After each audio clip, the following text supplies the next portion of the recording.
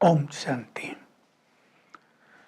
श्रीमद् भगवत गीता आध्यात्मिक ज्ञान का एक सार गर्भित ग्रंथ है, जिसमें चीजों को न उलझाकर सीधा सीधा ज्ञान दे दिया गया है। आत्मा का ज्ञान दूसरे अध्याय में, पहले अध्याय में केवल सेनाओं में कौन कौन महारथी खड़े हैं दोनों ओर, उसका वर्णन है। और उसके बाद अर्जुन श्री कृष्ण को कहता है कि मेरा रथ दोनों सेनाओं के बीच में ले चलो, ताकि मैं देख सकूं मुझे किन किन से युद्ध करना है। और वहां जाकर उसे मोह उत्पन्न हो गया कि मैं भीष्म पिता में गुरु द्रोणाचार्य पर वाण कैसे चलाऊंगा। उसे शौक हो गया मैं युद्ध नहीं करूंगा, इस युद्ध करने से तो सन्यासी बनकर भीख मांगकर भोजन खाना अच्छा है, मैं ये लहूलुहान करने का काम नहीं करूंगा। तब भगवान उसे समझाते हैं। अब देखिए, यही गीता का दूसरा अध्याय यहाँ से शुरू होता है। तुम कौन हो? ये सब कौन है जो सामने खड़े हैं?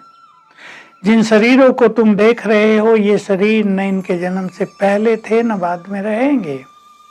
ये सभी तो अविनाशी आत्माएं हैं, चैतन्य आत्माएं हैं, और आत्मा कभी मरती नहीं। आत्मा को न अग्नि जला सकती, वो देह जलता है चिता में, न जल भिगो सकता, न वायु सुखा सकती। आत्मा एक सूक्ष्म शक्ति है जो शरीर को चलाती है। मृत्यु देह रूपी वस्त्र को त्याग करने का ही नाम है। आत्मा एक वस्त्र छोड़कर दूसरा वस्त्र धारण कर लेती है। बस आत्मा की ये यात्रा सदा ही चलती रहती है। इसलिए तू शोक मत कर, सभी आत्माएं हैं, तू किसी को मार नहीं रहा, क्योंकि आत्मा को मारा नहीं जा सकता है। ये तो शरीर मरते हैं, तुम्हारा नाता शरीरों से नहीं आत्माओं से है। तो देखिए, ये ज्ञान जो बहुत सूक्ष्म है और बड़ा संक्षेप में स्पष्ट है कि हम ये देह नहीं हैं, हम आत्माएं हैं। इसलिए किसी की मृत्यु पर शोक करना उचित नहीं है। तो आजकल बहुत बड़ा दुख, ये एक बहुत बड़ी समस्या संसार में है। किसी का कोई प्रियजन शरीर छोड़ता है तो सभी बहुत दुखी हो जाते हैं। दुखी तो पहले भी होते थे, लेकिन आजकल कुछ दूसरा हो रहा है। मन पर एक गहरा बुरा इफेक्ट। बहुत लोगों को मैंने देखा, युवकों को, उनके पिताजी की मृत्यु हो गई। अब उसकी बेड खाली है, वो उनके साथ सोता था। अब रात को देखता रहता है पिताजी है नहीं, और सोचते सोचते उसको डिप्रेशन हो गया है। मैंने उसको बहुत समझाया कि पिताजी हैं नहीं, ये तो तुम्हें पता ही है ना, वो यहाँ के सोएंगे नहीं, ये भी तुम्हें पता है। वो आत्मा थी, ये भी तुम्हें पता है। आत्मा ने देह छोड़ा है, दूसरा देह लिया, ये भी तुम्हें पता है। शोक क्यों? शोक छोड़ो, उसका एक और इफेक्ट डिप्रेशन। उसकी खुशी जा रही है, कुछ भी काम न करूं ऐसी इच्छा हो रही है, नींद की प्रॉब्लम हो रही है। ये समस्याएं आजकल चारों ओर बहुत ही ज्यादा हो रही हैं। जैसे कोरोना से अचानक बहुतों की मृत्यु हो रही है, हमारे भारत में कम, लेकिन और वेस्टर्न वर्ल्ड में कितना इसका भयानक स्वरूप है। वहाँ शोक का माहौल है। यदि वहाँ के वाइब्रेशंस को आप कैच करें तो उनमें अशांति, दुख, शोक, डिप्रेशन, लोनली फीलिंग, ये सब मिलेगा। अगर आत्मज्ञान मनुष्य को हो, अगर वो आत्मिक स्वरूप में स्थित रहे, अगर उसे आभास रहे तुम आत्मा हो, ये देह नहीं है, ये देह छूट रहे हैं, आत्मा तो अजर अमर अविनाशी है, और देह छोड़ने वाले को भी ये स्मृति हो कि मैं आत्मा हूं, ये रोग मेरे शरीर को है, मुझे नहीं, मैं तो चैतन्य हूं, अमर हूं, मैं आत्मा कभी नहीं मरती, मैं तो चेतन ज्योति हूँ। ये वायरस आदि शरीर को इफेक्ट करता है, मुझे नहीं। अगर मनुष्य इस स्मृति में आ जाए तो रोगी को रोग के दुख की फीलिंग ही नहीं होगी। और उसको यदि देह छोड़ना है तो वो सहज भाव से देह छोड़ेगा। ये वस्त्र है, उतार दिया, दूसरा मिल जाएगा। परंतु आज ये हो रहा होगा और ये हो रहा है। मैं आपको श्योरिटी से कह सकता हूँ कि देह छोड़ने वाले बहुत कष्ट के साथ, मोहग्रसित होकर, चिंताओं और पीड़ाओं के साथ देह छोड़ रहे हैं। ऐसे में क्या होता है, उन्हें शरीर जल्दी नहीं मिलता, भटक जाती है आत्मा। और आजकल उनको जलाया भी नहीं जा रहा। जो उनका अंतिम संस्कार होता है, जिस धर्म की जो प्रथा है, कहीं कहीं उसका भी पालन नहीं किया जा रहा है। और ये पालन करने क्यों जरूरी है, ये आम व्यक्ति नहीं जानता। जब आत्मा देखती है ऊपर कि शरीर अब खत्म हो गया, तब प्रस्थान करती है दूसरे जन्म के लिए, नहीं तो मोह उसे वहीं भटकाता रहता है। तो ये स्थिति आज बन रही है कि बहुत सारी आत्माएं हमारे ऊपर स्पेस में भटकने लगी हैं, उनकी बैड एनर्जी नीचे आ रही है।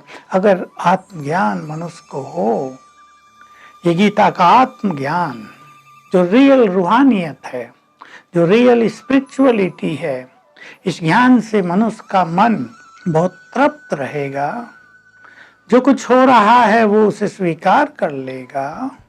और हम आपको अनुभव से कह सकते हैं, यदि कोई व्यक्ति आत्मा का अभ्यास करे, आत्मा के स्वरूप पर स्थित होने की थोड़ी थोड़ी भी प्रैक्टिस करे, तो उसको पीड़ा भी फील नहीं होगी, उसे पेन की फीलिंग नहीं होगी। ये हम में से लाखों लोगों का अनुभव है जो राजयोग का अभ्यास करते हैं, क्योंकि हमारे यहाँ भी ये सत्य गीता ज्ञान दिया जाता है।